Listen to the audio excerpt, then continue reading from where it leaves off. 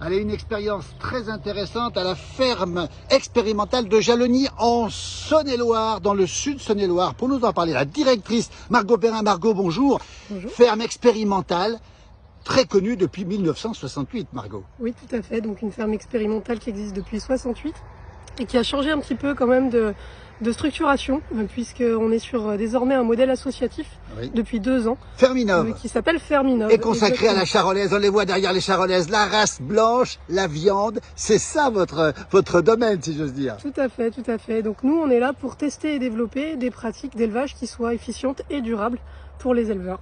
Voilà, on va en reparler dans un instant.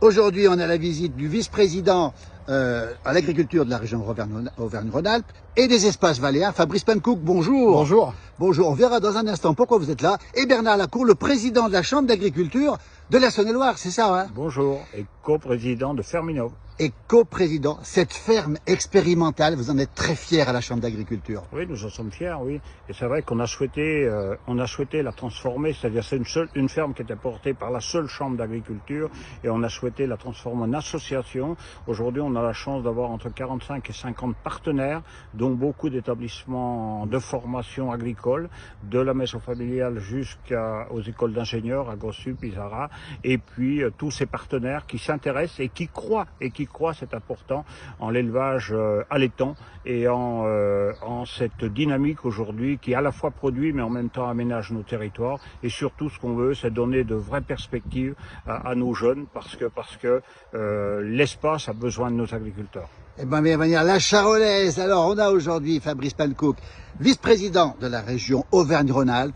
Pourquoi vous êtes là, Fabrice Pannecook, en terre de charolaise, dans une région qui n'est pas la vôtre? Il est juste à côté, Fabrice Pannecook. Alors d'abord, j'étais là avec mon collègue, ici vice-président à l'agriculture de la région Bourgogne-Franche-Comté, et je suis là parce que les questions d'élevage sont importantes. Elles sont importantes partout, mais elles sont importantes de surcroît dans nos 2 régions. On a 2 grandes régions d'élevage, Bourgogne-Franche-Comté, Auvergne-Rhône-Alpes, et puis parce qu'on est ici dans un site qui est un site unique. Des fermes expérimentales, il y en a de divers ordres, il y en a un peu partout sur le territoire, on en a chez nous, et il y en a ici. Et il se trouve que celle qui concerne le bovin pour l'élevage, c'est ici à Jalony. Et on a besoin de se nourrir de ce qui se fait, besoin de se nourrir entre ce que nous faisons chacun, de bien savoir quels sont les programmes d'expérimentation qui sont mis en œuvre et comment on peut trouver des trajectoires parfois communes sur des sujets qui, eux, sont dans tous les cas communs. Fabrice Pannecook, vous avez appris quoi aujourd'hui sur la charolaise, justement, sur cette ferme expérimentale qui date, on le rappelle, de 1968 hein? J'ai appris plein de choses. Pas forcément que sur la charolaise. Mais déjà, ce qui est important quand on rencontre d'autres responsables agricoles, on avait aussi avec nous le président de la Chambre régionale d'agriculture Auvergne-Rhône-Alpes. Et donc, j'ai envie de dire, ce bouillon de culture là, entre des horizons divers venus de plusieurs régions, c'est que déjà, on a pu partager sur notre vision de l'agriculture, celle qu'on a aujourd'hui, les attentes de la société, les trajectoires pour demain. Ça, ce sont des sujets qui sont très importants.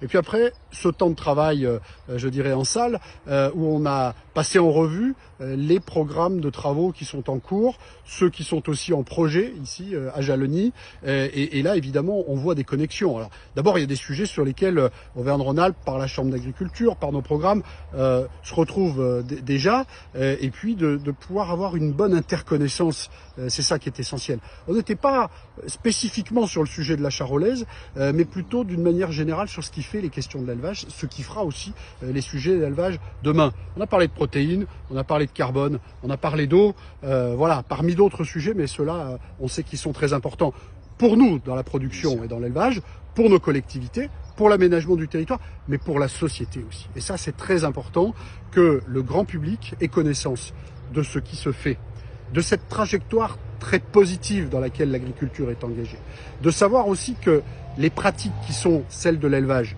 en Bourgogne-Franche-Comté, en Auvergne-Rhône-Alpes, mais globalement, les pratiques autour de l'élevage sont des pratiques très vertueuses.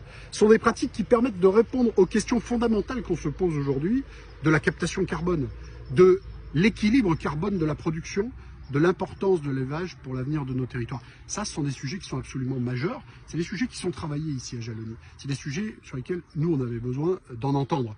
Quand je viens ici à Jalony, je me souviens de ce que j'ai entendu, par exemple, sur la ferme expérimentale du Pradel, où on parle de chèvres, là, pour le coup, et celle-ci, elle est en Ardèche, cette ferme expérimentale. Voilà, moi, j'aime bien aussi pouvoir trouver les comparatifs entre nos différents sites, tous ces sujets qui feront notre agriculture de demain. Et vous dites que l'agriculture n'a pas de frontières, il n'y a pas de différence d'une région à l'autre, il y a beaucoup de choses en commun finalement. Il y a non seulement des choses en commun, il y a aussi des grandes complémentarités. Et quand on évoque ces sujets-là, il n'y a pas de frontières administratives.